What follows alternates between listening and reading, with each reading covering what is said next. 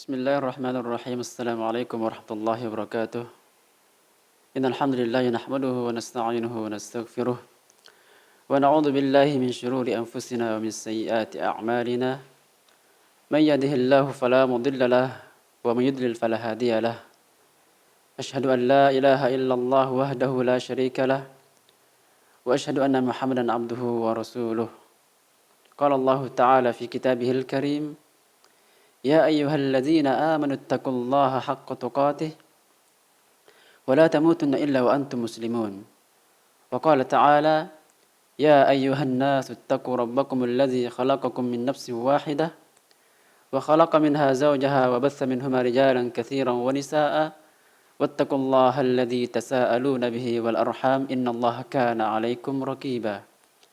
Wa qala ta'ala: Ya ayyuhalladzina amanu ittaqullaha wa qulu qawlan sadida yuslih lakum a'malakum wa yaghfir lakum dhunubakum wa man yuti'illaha wa rasulahu faqad faza fawzan 'azima. Amma ba'du fa inna asdaqal hadithi kitabullah wa khairul hadi hadi Muhammadin sallallahu alaihi wasallam wa syarrul umuri muhdatsatuha fa inna kulla muhdatsatin bid'ah wa kulla bid'atin dhalalah wa kulla dhalalatin finnar. Para pemirsa kaum muslimin wal muslimat wa ikhwani wa akhwati rahimani wa rahimakumullah. Segala puji bagi Allah yang telah memberikan kepada kita nikmat Islam dan iman, dan nikmat berada di atas as-sunnah an-nabawiyah, dan nikmat di mana Allah Azza wa Jalla memberikan kepada kita kesempatan untuk bisa belajar ilmu agama. Dan selalu kita menyinggung dan menyebut keutamaan seorang yang mencari ilmu syar'i karena memang besar keutamaannya. Seringkali kita ulangi dan hendaknya kita menghafal hadis yang selalu kita bacakan di awal-awal kajian tentang fadilah ilmu, di mana talabul ilmi merupakan jalan pintas menuju surga. Rasulullah sallallahu alaihi wasallam sabda, "Man salaka tariqan yaltamisu fihi 'ilman sahalallahu lahu tariqan ilal jannah." Barang siapa yang berjalan mencari ilmu, maka Allah mudahkan jalan ia menuju surga. Berbahagialah seorang yang mencari ilmu syar'i, yang setiap harinya penuh dengan belajar, bertanya, dan membaca, mendengarkan siaran dan kajian-kajian ilmiah. Itu semua jalan menuju surga. Maka hendaknya kita memasang niat kita untuk ikhlas lillahi azza wa jalla ketika kita belajar ilmu agama. Daraf'il jahli an nafsihi wa an ghairihi, untuk mengangkat kebodohan dari diri kita dan kebodohan dari orang lain. Maka nikmat yang besar yang Allah berikan, maka istiqamahlah di atasnya dan ikhlaslah untuk itu. Karena semua tergantung niat seseorang mencari ilmu syar'i. Kalau seorang yang awam, maka hendaknya dia mencari ilmu syar'i biar guna dia memperbaiki ibadahnya, keyakinannya kepada Allah Azza wa Jalla. Dan seorang talib ilmi yang khusus belajar, maka hendaknya dia berniat ikhlas lillahi Azza wa Jalla dan bersabar ketika mencari ilmu syar'i. Dan ilmu syar'i ini perlu dicari. Maka hendaknya kita mencari ilmu syar'i sebagaimana para ulama dulu mencarinya, dan para sahabat pun demikian. Mereka datang kepada Rasulullah sallallahu alaihi wasallam mencari dan bertanya kepada Rasulullah sallallahu alaihi wasallam akan ilmu. Sebelum ilmu tersebut diangkat. Dalam hadis yang sahih bahwasanya Rasulullah sallallahu alaihi wasallam bersabda, "Innallaha la yaqbidul ilma intiza'an yantazi'uhu minal ibad." Sesungguhnya Allah tidak akan mencabut ilmu ini dari dada-dada kita begitu saja. Dicabut sekali cabutan lalu hilang, tidak. Akan tapi Rasulullah SAW menyebutkan, wa inna ma yakbidul ilma biqabdil ulama. Hanya saja ilmu itu akan dicabut dengan diwafatkannya para orang-orang yang membawa ilmu tersebut, para ulama yang kemarin kita membacakan hadisnya bahwasanya mereka lah para pewaris Nabi. Maka hendaknya kita mengambil warisan Rasulullah sallallahu alaihi wasallam berupa ilmu tersebut, maka faman akhazahu akhadha bihadzin wafirin, maka barang siapa yang mengambil ilmu tersebut maka dia telah mengambil harta warisan Rasulullah sallallahu alaihi wasallam yang paling banyak. Para pemirsa kaum muslimin wal muslimat rahimani wa rahimakumullah, melanjutkan daripada apa yang telah kita bacakan tadi kemarin, dan ini adalah merupakan pertemuan kita yang ketiga kalinya, membaca sebuah kitab risalah Syekhul Islam Ibnu Taimiyah rahimallahu taala, sebuah jawaban dari pertanyaan Abdul Qasim As-Sabti Al-Maghribi kepada Syekhul Islam Ibn Taimiyah rahimahullah ta'ala, sebuah jawaban yang sangat banyak mengandung faedah ilmiah dan banyak mengandung tausiah dan nasihat kepada kita dan kepada kita seluruhnya. Telah kita bacakan daripada soal isi daripada pertanyaan Abul Qasim As-Sabti Al-Maghribi kemarin. Hari ini kita akan membaca daripada jawaban Syekhul Islam Ibn Taimiyah rahimahullah ta'ala. Qala fa'ajaba. Maka Syekhul Islam Ibn Taimiyah menjawab pertanyaan Abul Qasim Al-Maghribi, Alhamdulillahi Rabbil Alamin. Segala puji bagi Allah, Rabb semesta alam. Lalu beliau mengatakan, Ammal wasiyatu fama a'lam wasiyatan anfa' min wasiyatillahi wa rasulih. Adapun tentang nasihat yang diinginkan, yang diminta oleh Abul Qasim Al-Maghribi kepadaku, maka Syekhul Islam Ibn Taimiyah mengatakan, maka tidak ada wasiat yang saya ketahui yang paling bermanfaat, melainkan wasiatnya Allah dan Rasulnya, liman aqalaha wattaba'aha, bagi siapa yang memahaminya dan mengikutinya wasiat Rasulullah dan wasiatnya Allah Azza wa Jalla. Apa itu wasiatnya Allah Azza wa Jalla? Qala Allah Ta'ala, Allah berfirman, wa laqad wasayna alladhina utul kitaba min qablikum wa iyyakum an ittaqullah. Sesungguhnya kami memerintahkan, mewasiatkan orang-orang dahulu, orang-orang Yahudi dan Nasrani, mereka orang-orang yang diberikan kitab, dan kepada kalian agar kalian bertakwa. Jadi dari dulu, dari umat-umat sebelum kita telah diwasiatkan oleh Allah untuk bertakwa kepada Allah Azza wa Jalla, dan juga wasiat itu pun diwasiatkan kepada kita umat Nabi Muhammad sallallahu alaihi wasallam. Surah An-Nisa ayat 131. Berkata Syekhul Islam Ibnu Taimiyah, wa wassan Nabi sallallahu alaihi wasallam Mu'adzan. Dan Rasulullah pun mewasiatkan kepada Mu'adz ibn Jabal. Lamma ba'athahu ila al-Yaman, ketika Rasulullah mengutus Mu'adz ibn Jabal, Mu'adz kepada penduduk Yaman. Ketika Rasulullah mengutus Mu'adz ke penduduk Yaman, maka beliau berpesan dan mewasiatkan kepadanya agar, ya Mu'adz, ittaqillah haitsu ma kunt, watbi as-sayyi'ata al-hasanata tamhuha wa khaliqin nas bi khuluqin hasanin. Wasiat Rasulullah dan pesannya Rasulullah sallallahu alaihi wasallam kepada Mu'adz ketika beliau diutus ke negeri Yaman, yaitu anittaqillah, yaitu untuk bertakwa kepada Allah Azza wa Jalla, untuk takut kepada Allah Azza wa Jalla, watbi as-sayyi'ata al-hasanata tamhuha, dan ikutilah kejelekan itu dengan kebaikan, karena kebaikan tersebut dapat hapus segala kejelekan. Wa khaliqin nas bi khuluqin hasanin, dan bermuamalahlah dan bergaulah dengan manusia dengan akhlak yang baik. Hadis riwayatnya Imam At-Tirmidzi dan dinyatakan hasan oleh Syekh Al-Albani rahimallahu taala. Para pemirsa kaum muslimin wal muslimat rahimani wa rahimakumullah, ini jawaban yang insyaallah kita akan bahas ringkas pada hari ini tentang wasiyah dan jawabannya Syekhul Islam Ibn Taimiyah rahimahullah ta'ala kepada Syekh Al-Imam Abul Qasim Al-Maghribi As-Sabti rahimahumullah.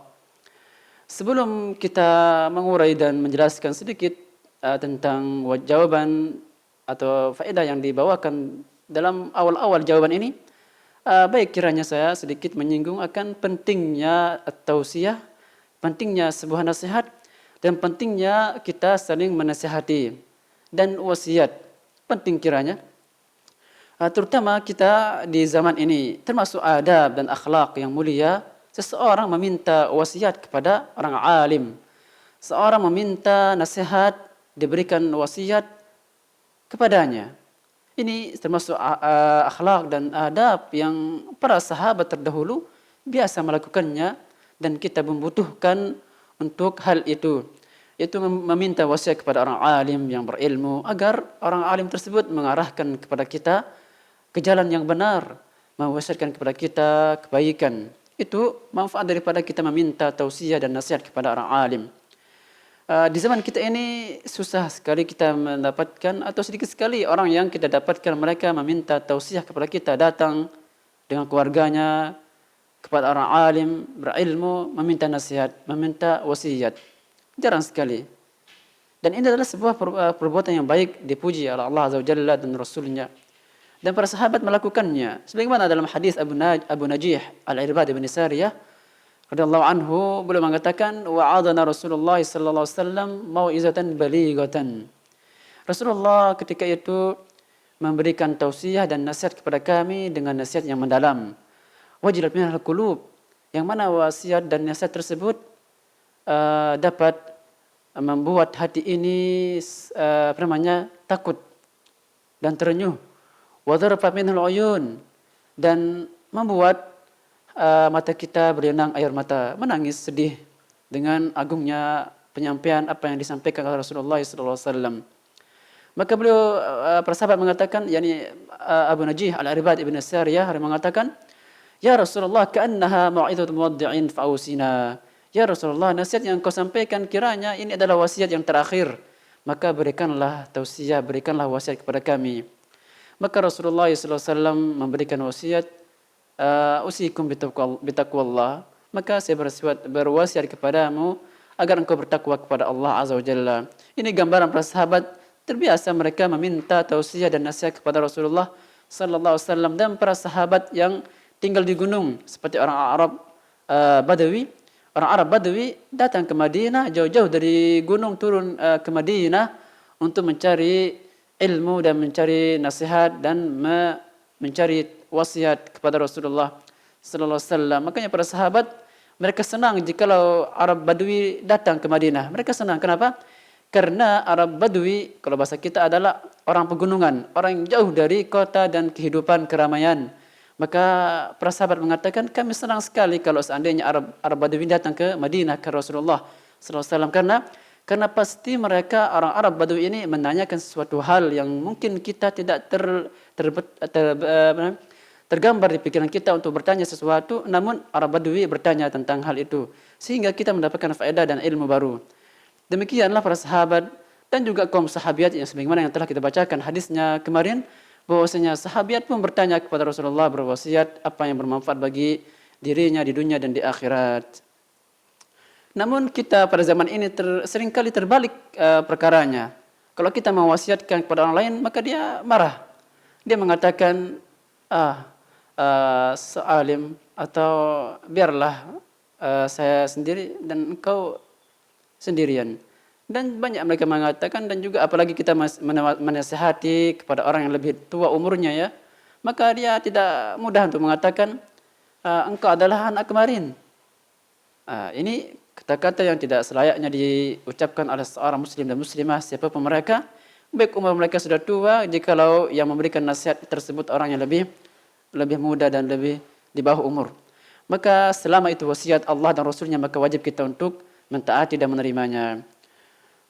Dan memberikan wasiat dan tausiah ini merupakan kewajiban setiap muslim dan muslimah. Ya, karena dengan wasiat ini kita saling menasihati dan saling mengingatkan akan kebaikan dan saling menasihati akan kejelekan untuk ditinggalkan. Maka itu adalah jalan keselamatan. Sebagaimana Allah Azza wa Jalla telah menyebutnya dalam surat Al-Asr. Allah berfirman, wal asr, demi masa, innal insana lafi khusrin, sesungguhnya manusia dalam keadaan merugi, illal ladzina amanu wa amilus salihati wa tawasaw bil haqq wa tawasaw bis sabr, kecuali orang-orang yang beriman, orang-orang yang beramal saleh. Yang ketiga, orang-orang yang saling menasihati dalam kebaikan dan dalam kesabaran. Jadi saling menasihati, saling mengingatkan, itu adalah sebuah amal kebaikan, merupakan dakwah dan merupakan adab Islam, dan merupakan kewajiban setiap muslim dan muslimah untuk saling mengingatkan akan kebaikan agar kita kembali kepada jalan yang benar. Karena kita ini manusia yang tidak luput dari kesalahan dan lupa. Oleh karena itu seorang penyair mengatakan, wa innama summiyal insanu li insihi walal qalbu illa annahu yataqallabu. Tidaklah dikatakan manusia melainkan karena dia lupa. Dan tidaklah dikatakan hati melainkan karena dia sifatnya berbolak-balik. Kita lupa, kadang kita salah, butuh nasihat, butuh diingatkan. Jangan sampai orang tersebut ketika menginginkan kepada kita nasihat dan memberikan kepada kita kebaikan, jangan sampai kita membalas dengan kata-kata yang tidak selayaknya. Para kaum muslimin wal muslimat rahimani rahimakumullah, memberikan nasihat itu semampu kita. Terkadang satu kata, dua kata itu lebih berkenan dan terkesima dalam hati seseorang yang diberikan nasihat. Karena memang nasihat itu adalah, para ulama mengatakan an-nasihah hiya iradatul khair lil mansuh. Nasihat itu adalah menginginkan kebaikan kepada orang yang diberikan nasihat.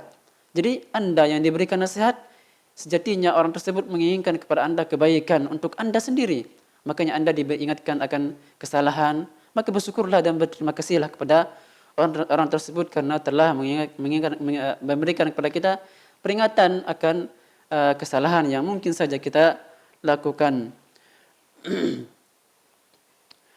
Kesimpulan daripada jawaban Syekhul Islam Ibn Taimiyah sebagaimana yang dikatakan oleh Syekh Al-Fadil Syekh Sulaiman Ar-Ruhaili hafizahullah taala di dalam kitabnya, yaitu dalam syarah beliau Al-Wasiyah As-Sughra, nyatanya Syekh Al-Fadil Sulaiman Ar-Ruhaili memberikan atau mensyarah kitab Al-Wasiyah As-Sughra dengan syarah yang sangat luar biasa, bagus sekali,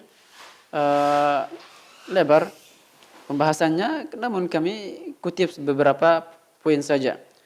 Bahwasanya kesimpulan daripada wasiyah dan jawaban Syekhul Islam Ibn Taimiyah berkisar antara 4 perkara. Pertama adalah memberikan wasiat kepada Abul Qasim dengan apa-apa yang bermanfaat di dunianya dan di akhiratnya.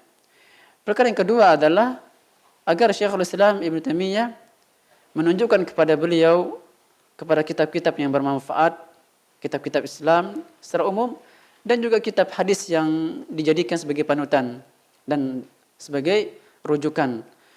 Perkara yang ketiga adalah agar Syekhul Islam memberikan atau menunjukkan kepada beliau amal-amal saleh setelah yang wajib.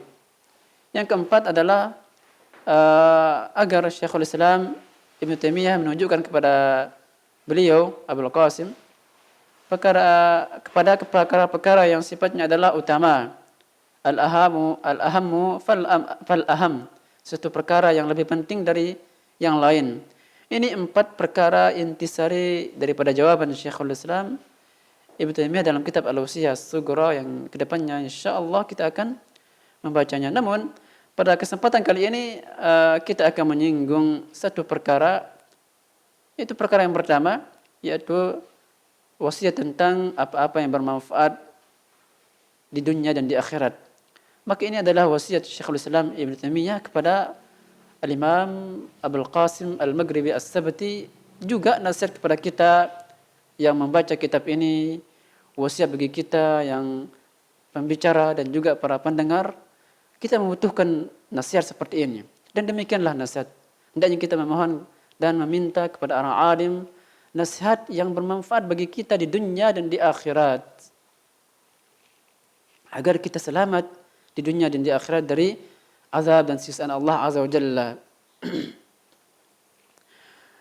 Maka Syekhul Islam Ibn Taimiyah memberikan wasiat yang berkaitan dengan apa-apa yang bermanfaat bagi seorang muslim dan muslimah dan kepada kita semua. Apa-apa yang bermanfaat bagi kita di dunia dan di akhirat adalah, pertama, wasiat beliau adalah at-tamassuk bil kitab was sunnah, berpegang teguh dengan Al-Quran dan As-Sunnah. Itu wasiat Syekhul Islam Ibn Taimiyah pertama kali kepada Al-Imam Abul Qasim Al-Maghribi As-Sabti.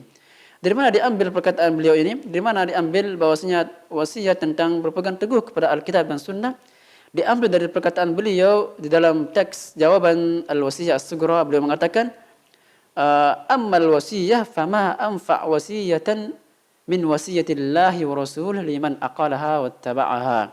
Adapun wasiat yang diinginkan oleh beliau Abul Qasim, maka tidak ada nasihat yang paling berharga dan paling baik, berbarakah yang saya ketahui dari wasiatnya Allah dan Rasulnya bagi mereka yang memahaminya dengan benar dan mengikutinya dengan sungguh. Itu adalah wasiat seseorang, hendaknya berpegang teguh kepada Alkitab dan Sunnah. Maka hendaknya dalam wasiatnya, dalam tausiahnya, dalam nasihatnya selalulah ia berpegang teguh dan hendaknya selalu dia memberikan nasihat dengan apa yang telah diwasiatkan oleh Allah dan Rasulnya di dalam Al-Quran dan dalam hadis. Maka wasiat ini sesuatu yang sangat penting sekali karena dia adalah merupakan usul dan pokok usul i'tiqad Ahlussunnah wal Jamaah. Maka berpegang teguh kepada kitab dan sunnah, mencari nasihat, memberikan nasihat dengan apa yang telah disebutkan oleh Allah dan Rasulnya di dalam Al-Quran dan dalam hadis merupakan fondasi utama, merupakan pokok seorang muslim dan muslimah. Dia harus memegangnya dengan kuat. Dan ini merupakan usul i'tiqad ahli sunnah wal jamaah, fondasi dan pokok ahli sunnah wal jamaah. Maka barang siapa menyelisihinya maka dia menyimpang dari jalan yang benar. Dan pokok ini telah disebutkan oleh Al-Imam Ahmad rahimallahu taala dalam kitabnya Ushulus Sunnah. Beliau mengatakan Ushulus Sunnah indana at-tamassuk bima kana alaihi ashabu Rasulillah sallallahu alaihi wasallam wal iktida'u bihim. Beliau mengatakan pokok-pokok sunnah menurut kita, menurut kami Ahlus Sunnah adalah berpegang teguh kepada apa yang dijalankan dan dipahami oleh para sahabat ridwanullahu alaihim dan mengikuti mereka. Kenapa? Karena kita harus mengikuti para sahabat karena memang mereka adalah orang yang hidup dengan Rasulullah. Beliaulah yang hidup dan mendengarkan perkataan Rasulullah dan mengikuti jejak Rasulullah SAW karena mereka hidup di zaman Rasulullah SAW. Maka wajib kita mengikuti Rasulullah dan para sahabat. Maka manhaj sahabat selalulah kita sebut dan selalu kita sebut di dalam ceramah kita. Hendaknya kita mengikuti para sahabat karena mereka orang-orang yang lebih paham dengan kita, orang lebih paham dari kita tentang apa yang diinginkan oleh Rasulullah, tentang hadis-hadis yang dibacanya, tentang kejadian-kejadian dan ijtihadnya. Mereka merupakan ijtihad yang sangat kuat karena memang Allah Azza wa Jalla dan Rasulullah SAW telah menyebutkannya dan telah memujinya. Dalam hadis yang sahih bahwasanya Rasulullah SAW bersabda khairun nasi qarni thumma allazina yalunahum thumma allazina yalunahum thumma allazina yalunahum. Sesungguhnya sebaik-baik generasi adalah generasiku, yaitu Rasulullah dan para sahabatnya. Tsummal ladzina yalunhum, kemudian orang setelah mereka, yaitu orang yang mengikuti sahabat dari kalangan tabi'in. Wa tsummal ladzina yalunhum, kemudian orang-orang yang mengikuti tabi'ut tabi'in. Mereka adalah tiga generasi terbaik yang selalu hendaknya kita mengikuti jejak mereka. Maka barang siapa yang menyimpang dari usul pokok Ahlussunnah ini maka dia akan menyimpang dari Islam.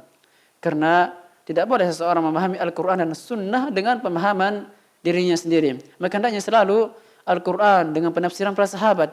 Dan para sahabat banyak menjadi ahli tafsir. Ibnu Abbas, bagaimana yang telah kita sebutkan dalam kajian kemarin bahwasanya beliau digelari dengan Bahrul Ilmi dan juga dengan Turjumanul Quran. Karena berkah daripada doa Rasulullah sallallahu alaihi wasallam kepada Ibnu Abbas, di mana Rasulullah berdoa, Allahumma faqihu fid din wa 'allimhu ta'wil. Itu doa Rasulullah kepada Ibnu Abbas, ya Allah, fakihkanlah Abdullah Ibnu Abbas dan jadikanlah dia seorang yang pintar dalam menafsirkan Al-Qur'an, dalam penafsiran Al-Qur'an. Makanya penafsiran beliau diakui sebagaimana yang telah kita singgung pada kajian yang kemarin.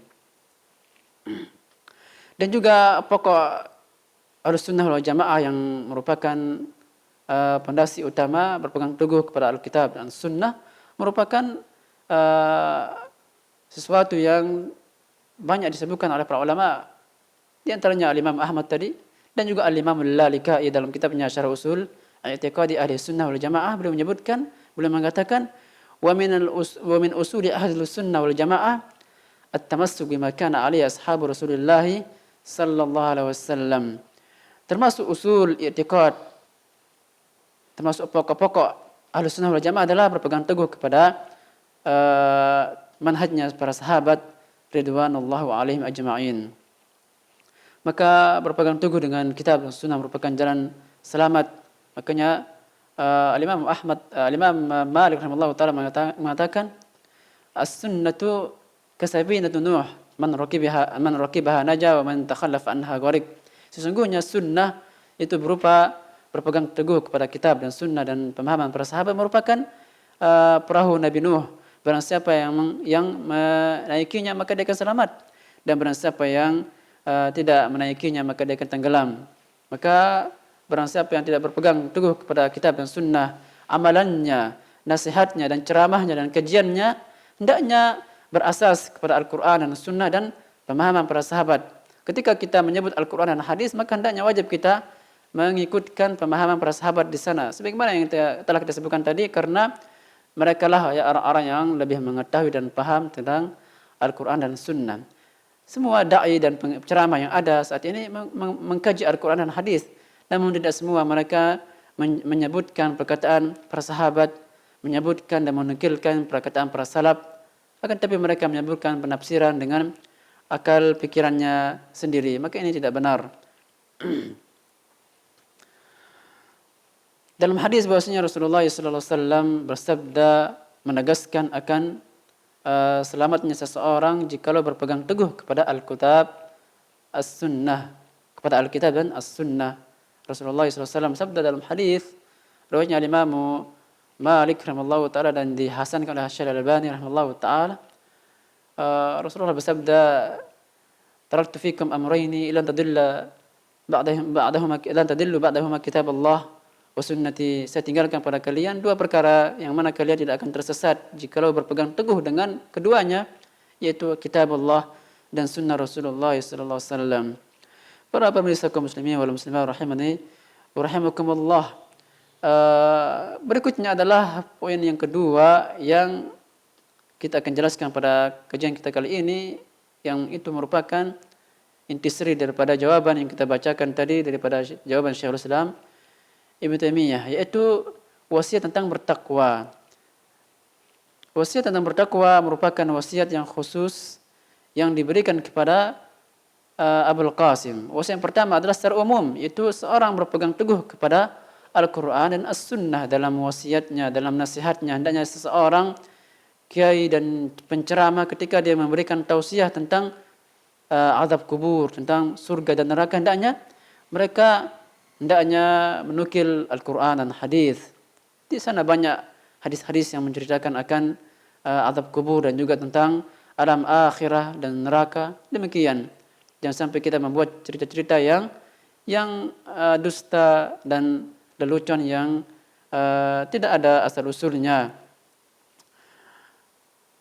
Oleh karena itu para ulama menulis sebuah kitab yang berjudul Kitab At-Tarhib wa Targhib. Maka itu adalah berisi tentang sesuatu yang membuat seseorang giat beramal saleh dan hadis-hadis yang membuat seseorang takut daripada berbuat kejelekan. Bertakwa merupakan wasiat yang disebutkan oleh Syekhul Islam Ibnu Taimiyah dalam jawabannya. Takwa adalah seringkali kita mendengar di ceramah dan di khutbah-khutbah, bahkan setiap hari, setiap Jumat kita mendengar tentang tausiah tentang bertakwa. Kenapa demikian? Karena memang takwa merupakan wasiat yang sangat penting.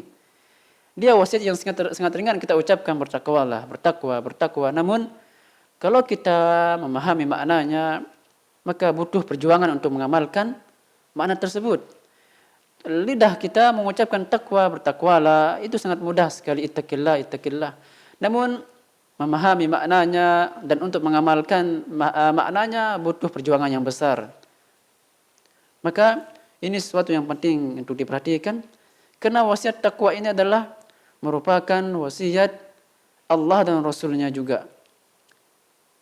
Yang mana jikalau memahami at-taqwa dan sebenarnya, maka dia akan selamat di dunia dan di akhirat. Makanya di antara hal-hal yang atau wasiat yang bermanfaat bagi seseorang di dunia dan di akhirat adalah at-taqwa.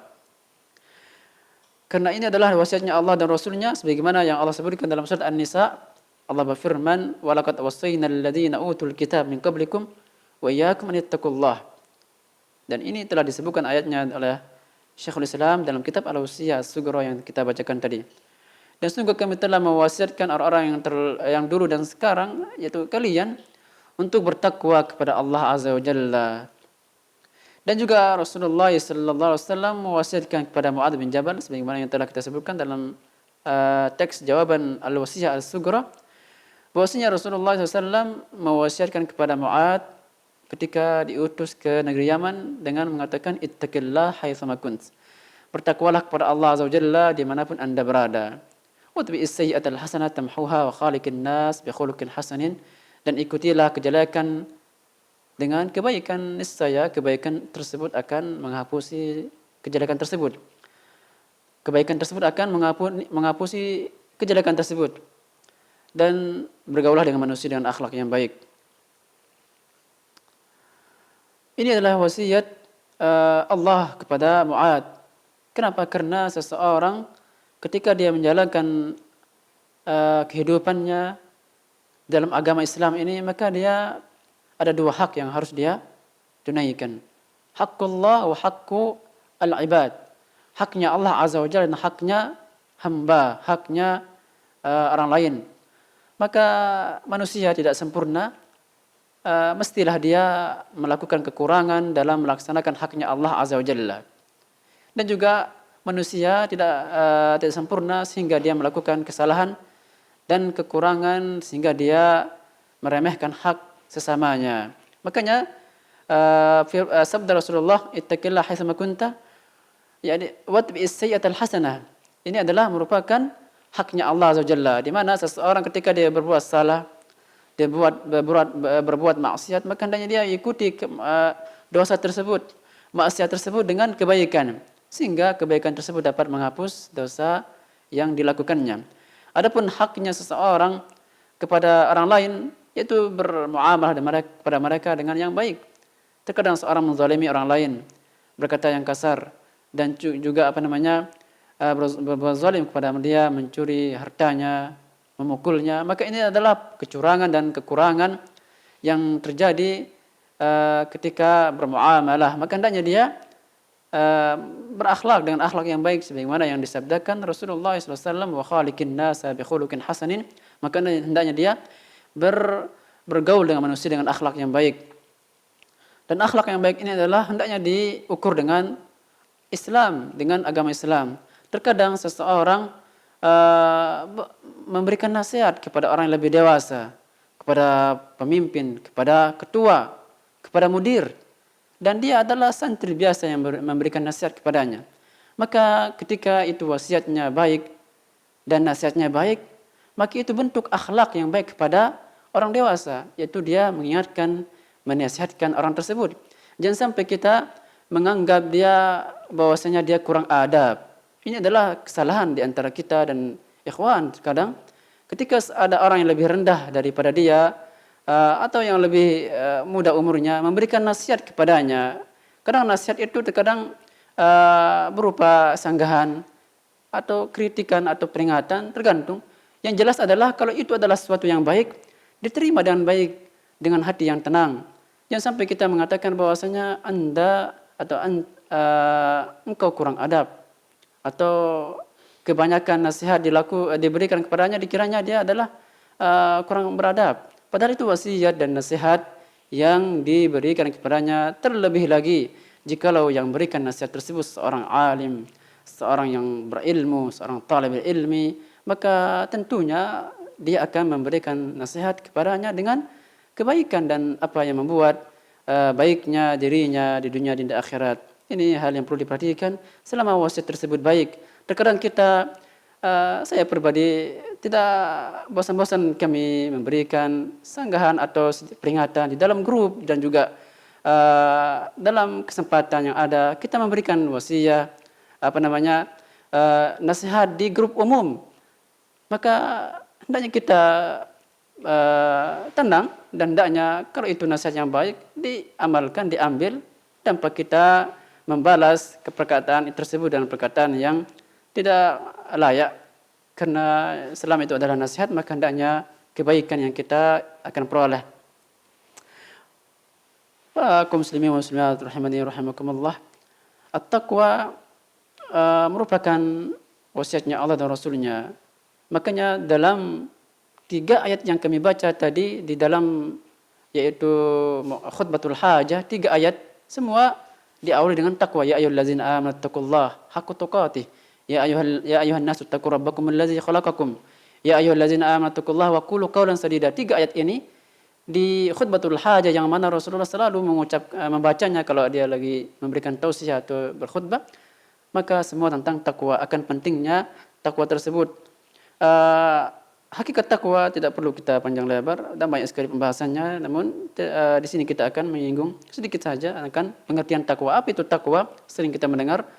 Takwa hakikatnya adalah kita membuat penghadang dan penghalang diri kita dan dari azabnya Allah Azza wa Jalla. Itu takwa. Takwa adalah kita membuat penghalang yang akan menghalangi kita dari azabnya Allah Azza wa Jalla. Sekecil apapun, amalan ringan apapun dan berat, kalau amalan itu baik, maka dia akan menghalangi kita dari azabnya Allah Azza wa Jalla. Makanya takwa adalah melakukan perintah Allah Azza wa Jalla dan meninggalkan larangannya. Sebagaimana yang dikatakan oleh Umar ibn Abdul Aziz rahimahullah ta'ala, beliau mengatakan, laisa taqwallahi bi qiyamil laili wa siyamin nahar wa takhlid fima baina dzalik. Takwa itu bukan banyak-banyak qiyamul lail dan banyak berpuasa, bukan. Wa takhlid fima baina dzalik, dan bukan juga takwa itu kita gabungkan antara qiyamul lail dan berpuasa. Di malam harinya dia qiyamul lail, di pagi harinya dia berpuasa. Bukan. Akan tapi taqwallahi huwa fi'lu ma amarallah wa ijtinabu ma naha anhu. Bertakwa adalah kita meninggalkan larangan Allah dan kita melakukan perintah Allah dan kita meninggalkan larangannya. Ini takwa, yaitu meninggalkan keharaman-keharaman dan melakukan kewajiban. Faman ruziqa ba'da zalik fahuwa khairun ala khairin. Maka barang siapa yang diberikan karunia, diberikan rezeki, kekuatan untuk mengamalkan amal saleh setelah kewajiban tersebut, maka kebaikan di atas kebaikan. Namun pengertian takwa yang paling sempurna dan lengkap adalah apa yang disebutkan oleh Talaq Ibnu Habib rahimallahu taala. Dia mengatakan at-taqwa an ta'budallah ala nuri minallah wa tarju thawaballah wa tatruk ma'siyatallah ala nuri minallah wa takhaf iqaballah. Takwa itu adalah engkau beribadah kepada Allah berdasarkan cahaya dari Allah dan engkau mengharapkan pahala kepada Allah Azza wa Jalla. Dan takwa itu engkau meninggalkan larangan Allah Azza wa Jalla berdasarkan cahaya dari Allah, dan engkau berharap dan engkau takut dari azabnya Allah Azza wa Jalla. Jadi ibadah yang kita lakukan hendaknya kita niatkan karena Allah dan mengharapkan pahalanya. Dan larangan yang kita tinggalkan hendaknya kita ikhlas karena Allah dan kita takut karena azabnya. Maka takwa ini adalah menggabungkan 3 ibadah. Al-mahabbah, cinta, wal khawf, dan takut, dan ar-raja adalah pengharapan. 3 perkara ini merupakan 3 rukun ibadah yang wajib ada di dalam ibadah seseorang. Maka barang siapa yang tidak ada 3 hal ini, maka ibadahnya tidak sempurna. Maka di dalam ibadah hendaknya seorang ada rasa cinta kepada Allah Azza wa Jalla, yaitu anta abdullah, orang beribadah maka dia bercinta kepada Allah dan dia mengharapkan pahala Allah dan dia takut akan azabnya Allah Azza wa Jalla.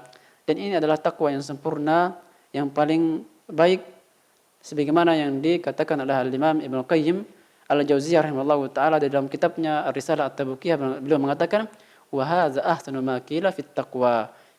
Pengertian definisi takwa yang dibawakan oleh Talaq Ibnu Habib merupakan definisi yang paling sempurna dan paling bagus, karena yang tadi kita sebutkan mengandung 3 rukun ibadah: al-mahabbah, cinta, al-khawf, dan pengharapan, dan al-khawf itu takut, dan al-raja, dan pengharapan. Maka ini adalah 2 poin yang kita singgung pada saat ini dalam awal-awal jawaban Syekhul Islam Ibnu Taimiyah dalam kitabnya Risalah Al-Wasiyah As-Sughra. Itu pentingnya kita berpegang teguh kepada Alkitab dan As-Sunnah dalam nasihat kita, di dalam ayat dan di dalam kajian kita dan semua perkara agama kita. Dan kedua adalah takwa, dan takwa adalah wasiatnya Allah dan Rasulnya. Maka tidak selalu kita mewasiatkan diri kita kepada dan orang lain juga untuk bertakwa. Dan kita saat ini kajian merupakan wasiat kepada kita dan juga wasiat kepada yang lain. Ini yang dapat kami sampaikan pada kajian kita kali ini. Insyaallah kita akan lanjutkan pada pertemuan berikutnya biiznillah. Wa aqulu qawli hadza wa astaghfirullah li wa lakum wa lisa'iril muslimin min kulli dhanb. Innahu huwal ghafurur rahim. Allahumma irfa' 'anna wa 'an jami'il muslimin wal muslimat corona wal 'adha wal bala' bi rahmatika ya arhamar rahimin. Wassalamu alaikum warahmatullahi wabarakatuh.